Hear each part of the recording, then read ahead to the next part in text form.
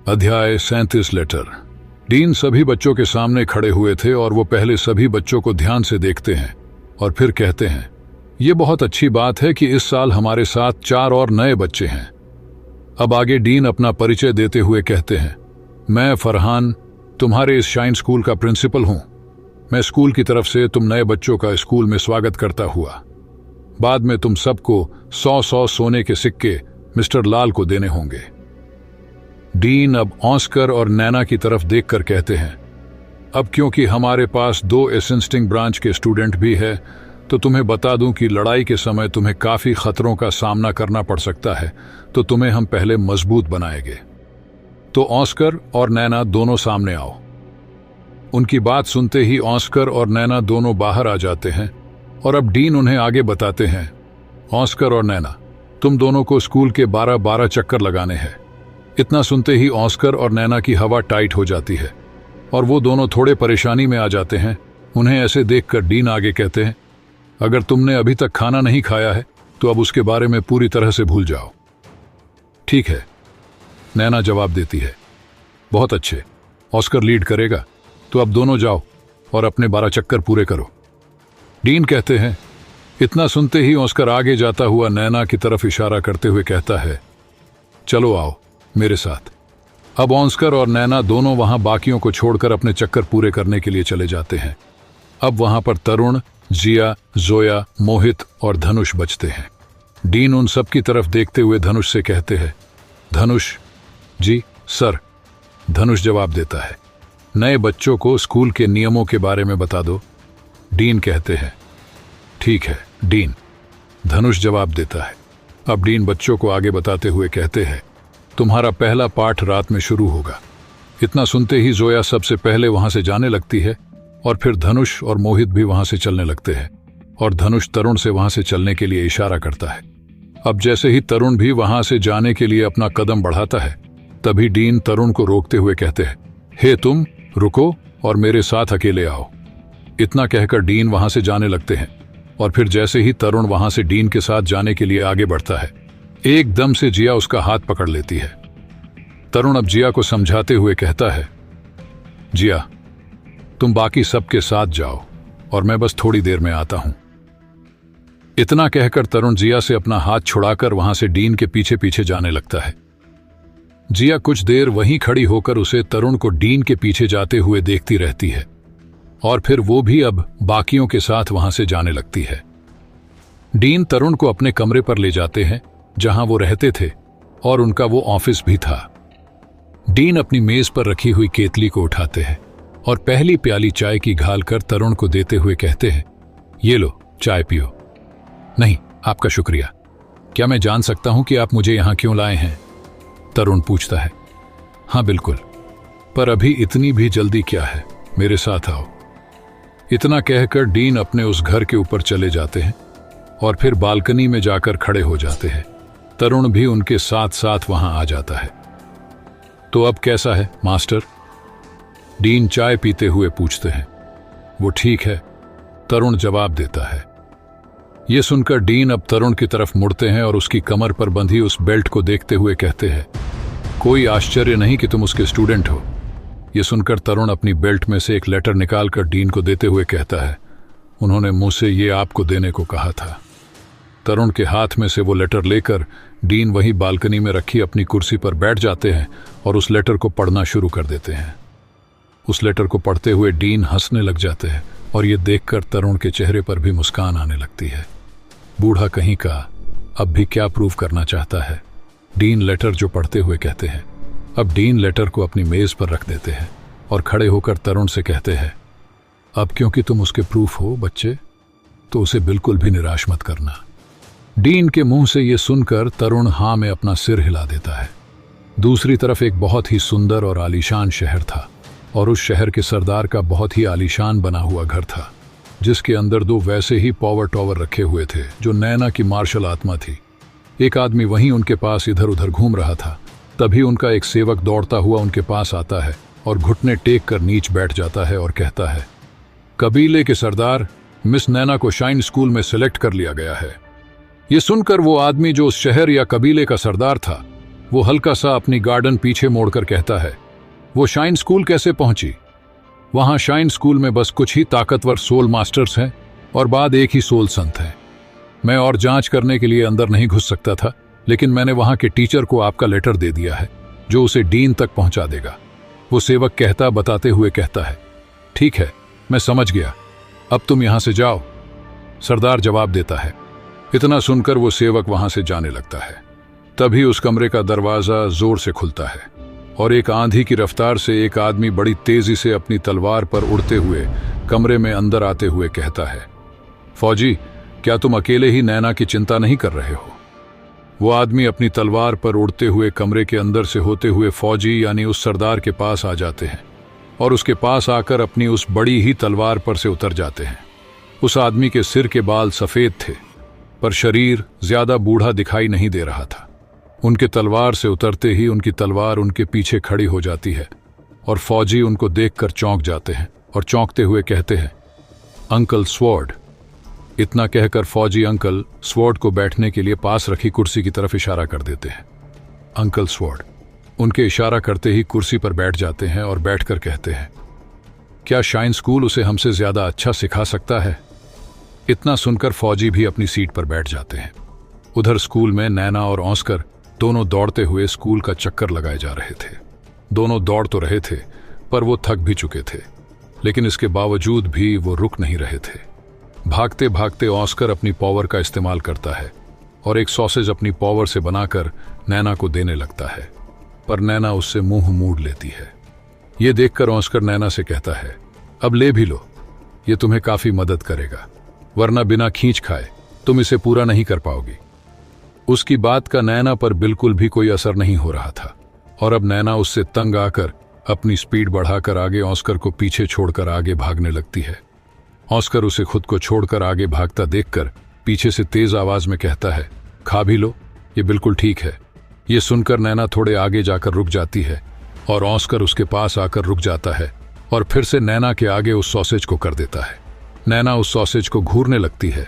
उसके बाद नैना गुस्से से ऑस्कर को देखती है और ऑस्कर की गर्भान पकड़ लेती है और गुस्से में उस पर चिल्लाकर कहती है, वैसे मुझे इसकी बिल्कुल भी जरूरत नहीं है, समझे? इतना कहकर नैना ऑस्कर को जमीन पर पटक कर मारती है और गुस्से से कहती है, अगर मुझे दोबारा से परेशान किया तो तुम्हें छोड़ूंगी नहीं। इतना कहकर नैना अपनी पावर का इस्तेमाल करती है और फिर तेजी से वहां से भाग जाती है। ऑस्कर बेचारा जमीन पर पड़ा हुआ ही पीछे से नैना को जाता हुआ देखता रह जाता है। फौजी और अंकल स्वॉर्ड वहीं उस कमरे में बैठे हुए थे और फौजी अंकल स्वॉर्ड से कहते हैं, अंकल स्वॉर्ड, आप चिंता मत कीजिए, शाइन स्कूल का डीन गोल्डन आयरन ट्रायंगल का बेहतरीन मास्टर है, नैना वहां ठीक होगी। बिल्कुल नहीं, मैं उसे वापस लाने जा रहा हूं, मुझे उसकी चिंता हो रही है क्योंकि वो वहां है। अंकल स्वॉर्ड चिंता करते हुए कहते हैं, अंकल स्वॉर्ड, आप और अंकल ड्रैगन ने उसे बहुत बिगाड़ दिया है, इतना कि अब वो हमारी भी नहीं सुनती। शायद ये स्कूल उसे बदल दे।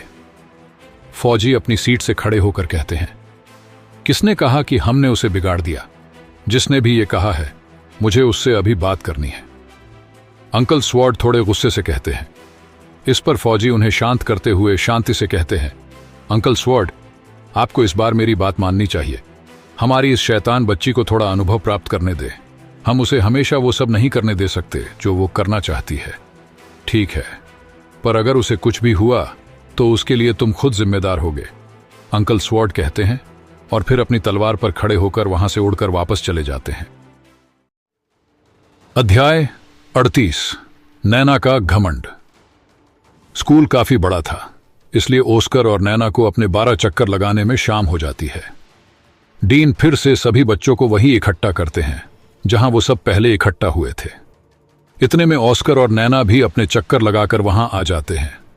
वो दोनों भी बाकियों के साथ आकर खड़े हो जाते हैं और ये देखकर डीन उनसे पूछते हैं, ऑस्कर, क्या तुम दोनों ने अपने सारे चक्कर पूरे कर लिए? इस पर ऑस्कर जवाब देते हुए कहता है, हाँ डीन, मैंने पूरे कर लिए। मैंने केवल तुम्हारे नहीं पूछे, तुम दोनों के पूछे हैं, डीन कहते हैं। इस पर ऑस्कर हल्के से नैना की तरफ देखता है और निराश होते हुए जवाब देता है, हाँ, हम दोनों ने पूरे कर लिए। बहुत अच्छे, अब इधर आओ, डीन ऑस्कर को अपने पास बुलाते हुए कहते हैं। ऑस्कर दौड़कर उनके पास आ जाता है और डीन उससे आगे कहते हैं, अब क्योंकि तुमने एक अच्छी साथी बना ही ली है तो अब तुम्हारा दोबारा से 20 चक्कर लगाने के बारे में क्या विचार है। ये सुनकर ऑस्कर घबरा जाता है और तभी डीन उसके कान में धीरे से कहते हैं, तुम अपनी सोल पावर का इस्तेमाल नहीं कर सकते थे। इतना सुनते ही बेचारा ऑस्कर मुंह लटकाकर अपने 20 चक्कर लगाने के लिए चला जाता है। उसके जाने के बाद डीन थोड़ी तेज आवाज में कहते हैं, चाहे कोई भी रीजन क्यों ना हो, पर अगर तुमने चीटिंग की है तो उसका भुगतान तो तुम्हें करना ही पड़ेगा। तुम इसके बारे में क्या कहती हो? नैना। इतना सुनते ही नैना चौंक जाती है और अब डीन उसके पास आकर पूछते हुए कहते हैं, मुझे जवाब दो, क्या तुमने अपना सुबह का टास्क पूरा किया? नहीं, ये काफी ज्यादा लंबा था और मैं भूखी थी, इसलिए मैं ये नहीं कर पाई। नैना सिर झुकाकर जवाब देती है, तो इसलिए तुम शहर के अंदर गई और घूमी और फिर वापस आकर ऑस्कर को ढूंढा और उसके साथ अब यहां आ गई, सही कहा। डीन बताते हुए कहते हैं, आप मुझकर नजर रख रहे थे? नैना एकदम से चौंक कर पूछती है, इस स्कूल का डीन होने के नाते मैं हर एक स्टूडेंट के लिए रिस्पॉन्सिबल हूं। ऑस्कर को माफ किया जा सकता है क्योंकि उसने इसलिए झूठ बोला कि कहीं तुम्हें सजा ना दी जाए, पर तुमने अपने टास्क को पूरा नहीं किया और बिना परमिशन लिए बाहर गई और अब तुम्हारी वजह से तुम्हारे सीनियर को इसे पूरा करना पड़ रहा है। डीन नैना को थोड़ा धमकाते हुए कहते हैं। डीन अब आगे कहते हैं, अगर युद्ध में कोई 4 गलतियां कर दे तो उसे मिलिट्री कानून के तहत सजा दी जाती है और वो सजा होती है मौत। इतना सुनते ही नैना काफी ज्यादा सहम जाती है और फिर गुस्से में डीन को जवाब देते हुए कहती है, ये कोई युद्ध का मैदान नहीं है, ये एक स्कूल है। बिल्कुल सही है, पर यह मेरा शाइन स्कूल है। अब तुम्हारे पास बस 2 रास्ते हैं, या तो अपना सामान बांधो और यहां से चली जाओ, या फिर मुझे साबित करो कि तुम ऐसी गलती दोबारा नहीं करोगे। डीन नैना से कहते हैं। इस पर सभी बच्चे तिरछी नजर करके नैना की तरफ देखने लग जाते हैं और तभी नैना गुस्से में डीन को जवाब देते हुए कहती है, फरहान, तुम्हें क्या लगता है कि तुम कौन हो? तुम बस एक सोल संत हो। नैना की इस बात को सुनकर तरुण और जिया भी काफी ज्यादा हैरान होते हैं और डीन हल्का सा हंसकर नैना की बात का जवाब देते हुए कहते हैं, तुमने बिल्कुल सही कहा, मैं बाद एक सोल संत हूं।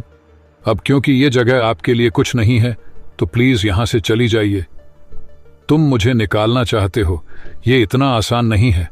फरहान, मैं तुम्हें चेतावनी दे रही हूं, मेरे काम में टांग मत अड़ाओ, वरना तुम इसका परिणाम नहीं भुगत पाओगे। नैना गुस्से में डीन को उंगली दिखाते हुए कहती है। सभी बच्चे पीछे खड़े होकर नैना के इस बर्ताव को देख रहे थे और काफी ज्यादा हैरान हो रहे थे, पर धनुष हल्के से मुस्कुराए जा रहा था। तभी डीन धनुष से कहते हैं, धनुष, जरा इस मोहतरमा के सामान को पैक करने में इसकी मदद करो। इस पर नैना को काफी ज्यादा गुस्सा आ जाता है और वो गुस्से में डीन पर चिल्लाते हुए कहती है, तुम्हारी हिम्मत भी कैसे हुई फरहान? इस पर डीन हल्के से मुस्कुराकर जवाब देते हुए कहता है, मैं अपने क्षेत्र का इंचार्ज हूं। इतना कहकर डीन जोर से धनुष को आवाज लगते हैं, धनुष? जी सर। धनुष जवाब देकर आगे आता हुआ कहता है। नैना पहले से ही गुस्से में भारी हुई थी और गुस्से में डीन के करीब आकर चिल्लाकर कहती है, मुझे बचपन से आज तक किसी ने इस तरह से ट्रीट नहीं किया जिस तरह से तुमने आज किया है। इस पर डीन फिर से हल्के से हंसकर जवाब देते हुए कहते हैं, बेशक तुम कीबा समुदाय की अनमोल बेटी हो, पर मेरे लिए तुम बस एक सोल मास्टर ही हो। यहां हर एक स्टूडेंट तुमसे ज्यादा ताकतवर है। क्या बकवास है, मैं इस समय लेवल 25 पर हूं। मैं पिछले 100 सालों में अपने समुदाय में सबसे अच्छी और जीनियस हूं। कीबा समुदाय का पावर टॉवर इस पूरी दुनिया में सबसे अच्छा है और कोई भी हमें हरा नहीं सकता। नैना गुस्से में अपनी तारीफ करती हुई कहती है। इस पर डीन धनुष की तरफ बढ़ते हुए कहते हैं, धनुष पहले ही सोल सम्मान तक पहुंच चुका है। तरुण और जिया की सोल पावर पहले ही लेवल 29 पर है। जीनियस की बात कर रही थी। ये सब तुमसे काफी ज्यादा बेहतर है। ये सब सुनने के बाद भी नैना का गुरूर कम नहीं हो रहा था। अब डीन आगे बताते हुए कहते हैं, मोहित की मार्शल सोल अभी सही नहीं है। उसके पास सोल बीस्ट की सबसे बड़ी मार्शल सोल है। इस दुनिया में बस कुछ ही लोग हैं जो इसका मुकाबला कर सकते हैं। हालांकि जोया की सोल पावर तुम्हारे जितनी ही है, पर वो तुमसे कई गुना ज्यादा बेहतर है। डीन नैना को सबके बारे में बताकर बेइज्जत कर रहे थे, पर नैना का गुरूर अब भी कम नहीं हो रहा था और वो अब भी वैसे ही खड़ी होकर सबको गुस्से से घूर रही थी। डीन अब जोया से पूछते हैं, जोया, तुम यहां शाइन स्कूल में क्यों आई हो? इस पर जोया जवाब देती है, अपने आप को स्ट्रांग बनाने के लिए। नैना भी उसका जवाब सुनती है और डीन को फिर से जवाब देती है, मैं एक असिस्टिंग टाइप सोल मास्टर हूं। बिल्कुल, मैं इनमें से किसी से भी मुकाबला नहीं कर पाऊंगी, पर युद्ध के मैदान में मेरी जरूरत ज्यादा पड़ेगी। जरूरी, बिना किसी विल पावर के तुम वो पहली होगी जो सबसे पहले युद्ध के मैदान में मारी जाएगी। डीन नैना की बात का जवाब देते हैं। ये सुनकर नैना को फिर से गुस्सा आ जाता है, पर वो इस बार कोई जवाब नहीं दे पाती। डीन अब आगे कहते हैं, अपने घमंड के साथ तुम अच्छे से सोच सकती हो कि कोई तुम्हें सहारा देने वाला है। ये सुनकर नैना गुस्से में फिर से डीन पर चिल्लाकर भागते हुए ओस्कर की तरफ इशारा करके बोलती है, अच्छा, तो ओस्कर के बारे में तुम्हारा क्या कहना है? मुझे अच्छे से पता है कि मैं उससे ज्यादा ताकतवर हूं। डीन इसका जवाब देते हुए कहता है, क्या तुमने कभी किसी फूड ब्रांच के सोल मास्टर को फुल सोल पावर के साथ पैदा हुआ देखा है? यह सुनकर नैना काफी ज्यादा चौंक जाती है और कहती है, क्या? इसका मतलब? पर यह नामुमकिन है। एक असिस्टिक ब्रांच के सोल मास्टर के पास फुल सोल पावर कैसे हो सकती है? ऑस्कर बेमिसाल है, उसकी उपलब्धियां सीमित हो सकती हैं, पर एक दिन वो तुम्हारे कीबा समुदाय की जगह ले लेगा। डीन धमका कर कहते हैं। ये सुनकर मानो नैना के पैरों तले से जमीन खिसक जाती है और उसका उठा हुआ सिर निराशा से नीचे झुक जाता है। उसे ऐसे देखकर डीन उससे पूछते हुए कहते हैं, क्या अब तुम समझी? इन सब स्टूडेंट्स में बस तुम एक अकेली सबसे कमजोर हो। नैना की मुट्ठियां तन जाती हैं और उसके कानों में डीन की वो आवाज गूंजने लगती है, तुम सबसे कमजोर हो, तुम सबसे कमजोर हो, तुम सबसे कमजोर हो, सबसे कमजोर। नैना के कानों में डीन की ये बात चुभने लगती है और फिर वो रोती हुई वहां से भाग जाती है। पीछे से सब खड़े होकर नैना को रोते हुए वहां से भागकर जाते हुए देखने लगते हैं। डीन भी उसे दौड़कर रोते हुए वहां से जाते हुए देख रहे थे और मन ही मन खुद से कहते हैं, अगर मैं एक छोटी लड़की को भी संभाल नहीं पाता तो मैं गोल्डन आयरन ट्रायंगल टाइटल के लायक नहीं हूं। धनुष अब डीन के पास आता है और उनसे पूछते हुए कहता है, डीन, क्या मैं जाकर उसका सामान पैक करने में उसकी मदद करूं? क्या तुम ये चाहते हो कि वो यहां से चली जाए? ओस्कर को बता दो कि अब और भागने की जरूरत नहीं है। उसे कहो कि वो जाए और नैना को समझाए। डीन धनुष को जवाब देकर कहते हैं, समझ गया डीन। धनुष जवाब देता है और वहां से जाने लगता है। धनुष वहां से जाते हुए मन ही मन कहता है, इसने उस कीबा समुदाय की छोटी राजकुमारी को डांटने की हिम्मत की। इतने बड़े और ताकतवर परिवार से ताल्लुक रखने वाली लड़की को मानना पड़ेगा, हमारा डीन सच में कुछ तो है। यह सोचकर मुस्कुराता हुआ धनुष वहां से चला जाता है। अब डीन बाकी बच्चों से कहते हैं, इस स्कूल के अंदर मेरे शब्द एक ऑर्डर है, जो नहीं मानेगा उसे बख्शा नहीं जाएगा। यहां सभी बच्चे मेरे लिए एक जैसे हैं, फिर चाहे वो कोई बड़े परिवार से ताल्लुक रखता हो या नहीं।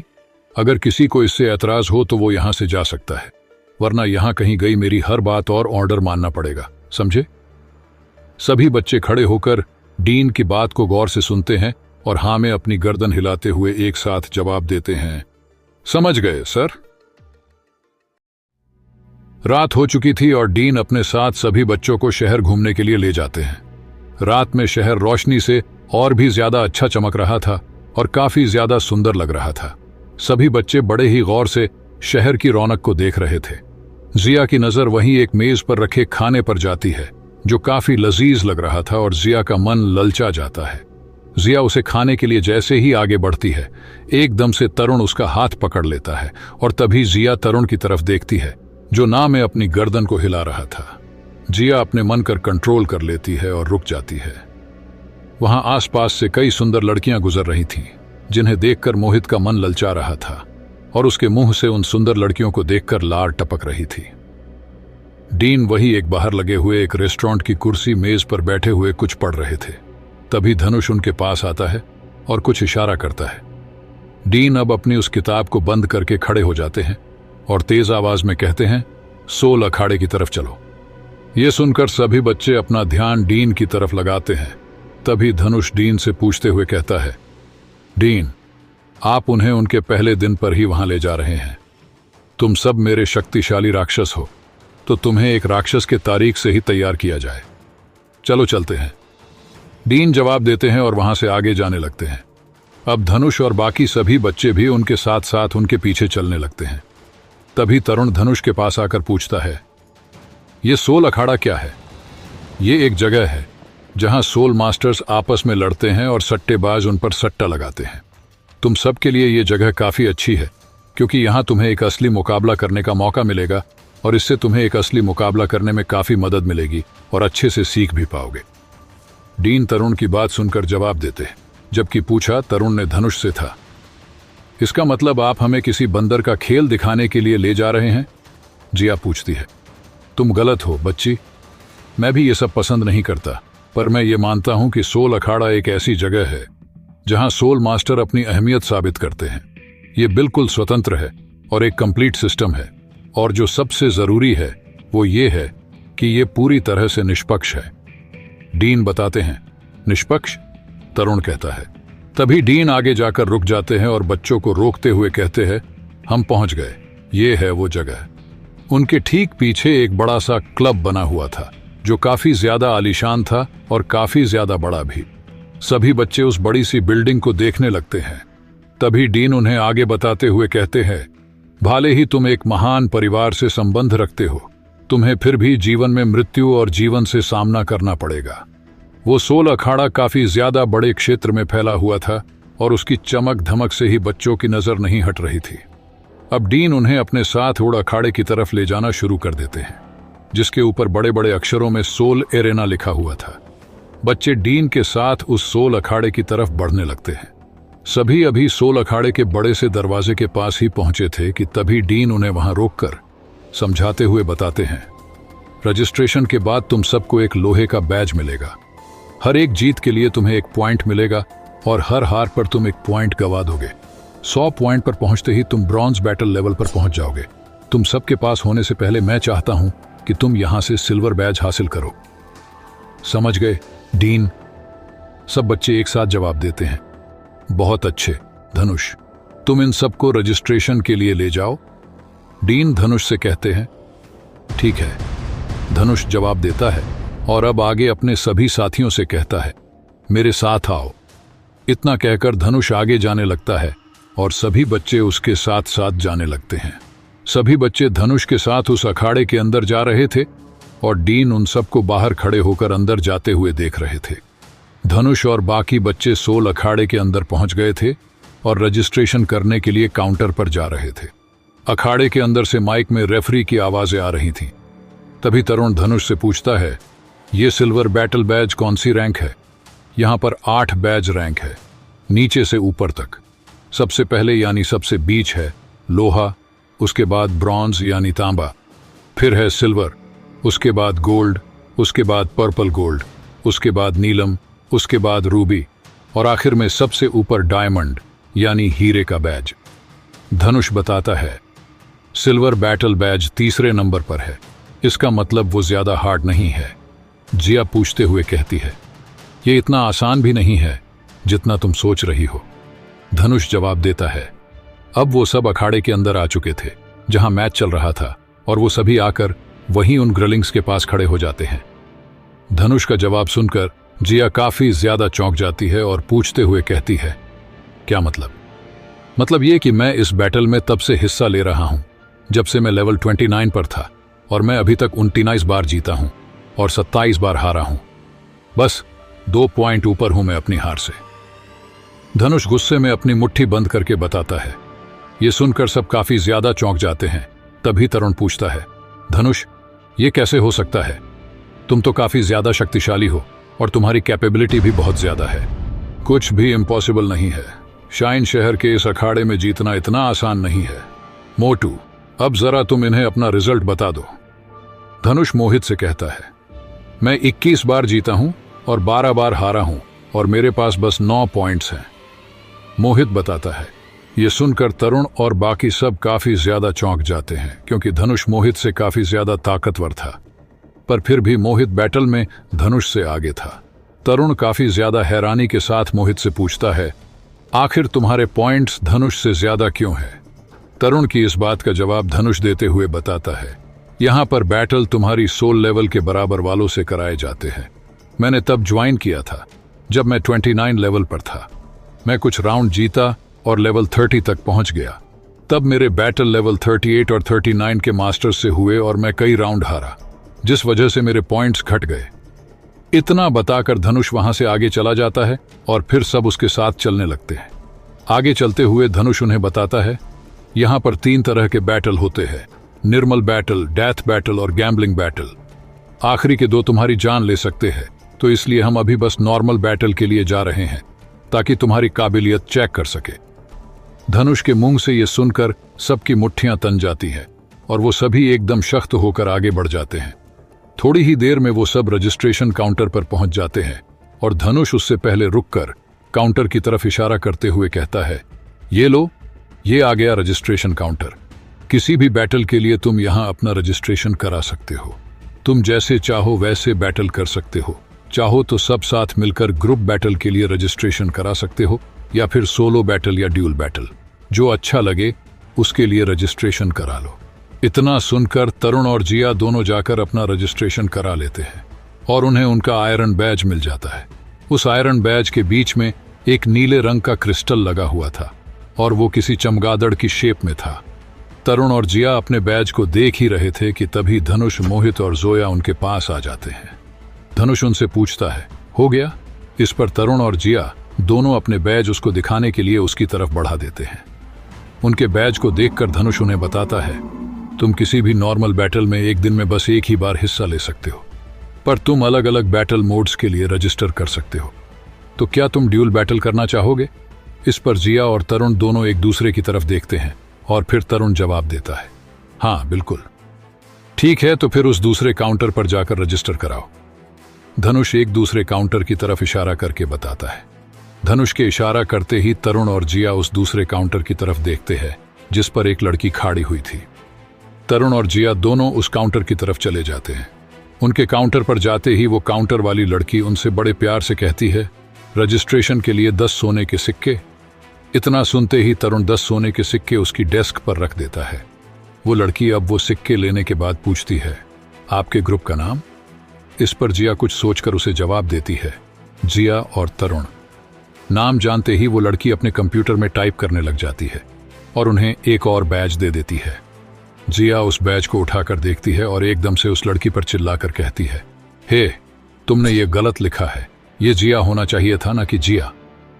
इस पर वो लड़की जवाब देती है, तो आप इस नाम को बदलवा सकती है, पर उसके लिए अलग से 10 सिक्के लगेंगे। इस पर जिया को गुस्सा आने लगता है और वो उस लड़की पर चिल्लाती है, तुम्हें तो। जिया ने इतना ही कहा था कि तभी तरुण उसे शांत करते हुए कहता है, छोड़ो भी जिया, भूल जाओ। ये तरुण और जिया हो या तरुण और जिया, ये बात एक नाम है। तरुण की बात सुनकर जिया शांत हो जाती है और वो काउंटर वाली लड़की, जो कि जिया के साथ तरुण को देखकर जिया से जल रही थी, वो लड़की अपने हाथ में पकड़े हुए पेन को गुस्से में तोड़ देती है। जिया ये देखकर उस लड़की की तरफ स्टाइल मारकर वहां से तरुण को लेकर चली जाती है और वो लड़की अपने दांत पीसती रह जाती है। क्या होगा आगे तरुण के इस सफर में? क्या तरुण कर पाएगा अपने मुकाम को हासिल? जानने के लिए सुनिए तरुण गार्ड ऑफ असुरा, सिर्फ मेरे चैनल 2 नस्त्र पर।